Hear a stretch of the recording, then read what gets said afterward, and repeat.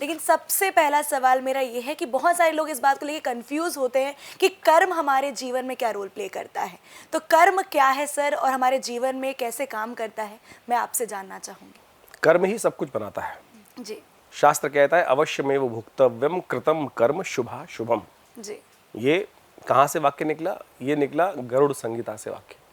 अवश्यमेव भुक्तव्यम कृतम कर्म शुभाशुभम।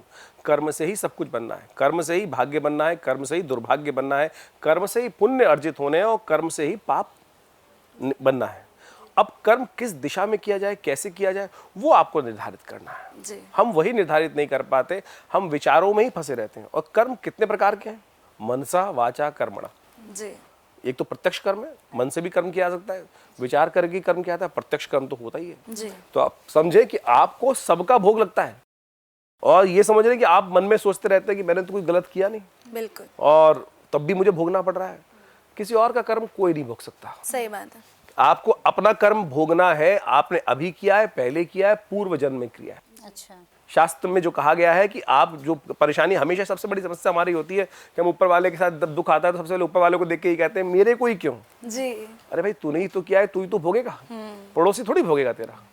और समझ लीजिए कर्म का सिद्धांत एक ऐसा है, उसकी बड़ी विचित्रता है। जी उसको किसी आप बैंक अकाउंट में जाते हैं तो अपना डेबिट क्रेडिट देख लेते हैं, लेकिन कर्म के सिद्धांत में आपको डेबिट क्रेडिट आपके पास पता नहीं होता, लेकिन उसको आप अंदाजा लगा सकते हो कि डेबिट क्रेडिट है, डेबिट अकाउंट बढ़िया है या क्रेडिट अकाउंट बढ़िया है। सही बात।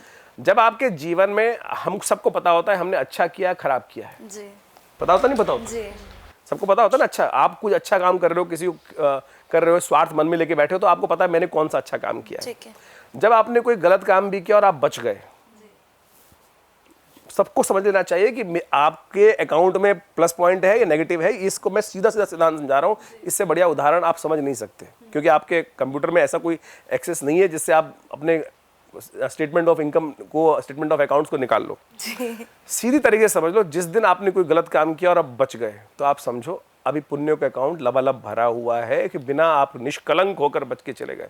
लेकिन एक बात समझ लेना, वो पुण्य जल गए जितना आपने गलत कार्य किया है। और वो पुण्य, जैसे कर्म करते हैं, खाना खाते हैं, खाना खत्म हो रहा है तो समझ लीजिए वो पुण्य भी समाप्त हो रहे हैं। अब उस पुण्य को लगातार बढ़ाने का प्रयास करना चाहिए। जब पुण्यों का घड़ा लबालब भरा हो तब आप कुछ भी गलत करते हो तो वो पुण्य क्षय हो रहे हैं, उससे आपके और नेगेटिव अकाउंट में कम है। जब आपके जीवन में कुछ किया नहीं, अच्छा सब आप सोच रहे हो मैंने सब अच्छा कर रहा हूं और उसके बाद भी परेशानी आ रही है, तो समझ लो घड़ा खाली होता चला जा रहा है। अब उसमें आवश्यकता है कि पुण्य बढ़ाओ, पुण्य बढ़ाओ। इसीलिए सोचते, बैठते, उठते, जागते इस बात को हमें समझना चाहिए कि अच्छे कर्म हम करते रहें। ये एक ऐसा अकाउंट है, ये कभी भी खाली नहीं जाता।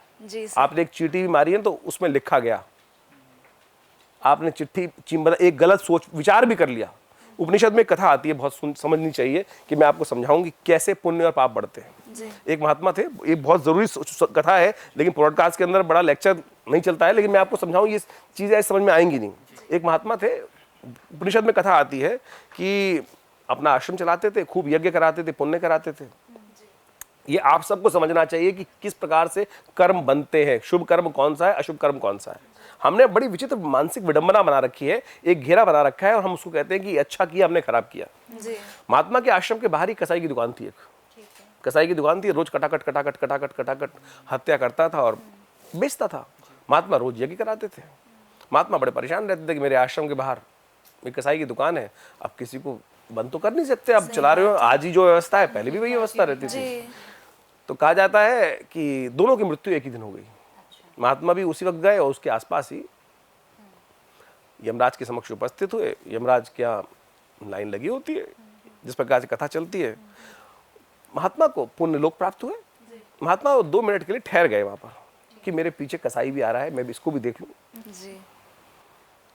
और कसाई को भी वही पुण्य लोक प्राप्त हुए जो महात्मा जी को प्राप्त हुए। ऐसा क्यों? बड़े विचित्र प्रश्न जैसा आपका है, महात्मा जी के मन में प्रश्न उठा। तो महात्मा जी ने कहा कि यहाँ भी अंधेर है। यहाँ भी अंधेर है कि मैं जीवन पर्यंत यज्ञ कथा कराता रहा, मेरे सामने ये हत्या करता रहा, जीव हत्या करता रहा, इसको भी वही लोग जो मुझे, तो फिर मुझे यज्ञ का प्रताप क्या हुआ? चित्रगुप्त से पूछा गया, महाराज बताओ क्या प्रश्न पूछ रहे हैं बाबा? प्रश्न का निवारण ये हुआ कि महाराज ये जो कसाई है ये सोचता रहता था 24 घंटे कि महात्मा इतना पुण्य कार्य करते हैं, मुझे कुछ आता नहीं। और मैं कैसे इस गलत काम में फंस गया हूँ, लेकिन मेरे को अपने जीवन, परिवार की जीवन आजीविका पालनी है, पेट पालना है, तो इसलिए कर्म को कर रहा हूँ। लेकिन मानसिक तौर पे उसका मनोमस्तिष्क जो था वो उसी पुण्य की तरफ लगता था। बाबा जी इतना सुंदर कार्य कर रहे हैं, सही बात है। बाबा इतना यज्ञ करा रहे हैं, मैं कब करा पाऊंगा। समझो, आप कर नहीं पा रहे हो तो सोचो, सोचना शुरू करो। आपके अंदर वो पॉजिटिव कर्म, आपकी देखिए संसार में सब कुछ परमात्मा के द्वारा रचा हुआ है ना। सही बात। वो आपको जो करा रहा है वो तो आपके बस का है नहीं, लेकिन सोचना, विचार करना तो आपके बस में है। ये वास्तविक उपनिषद की कथा आपकी आंख खोल सकती है।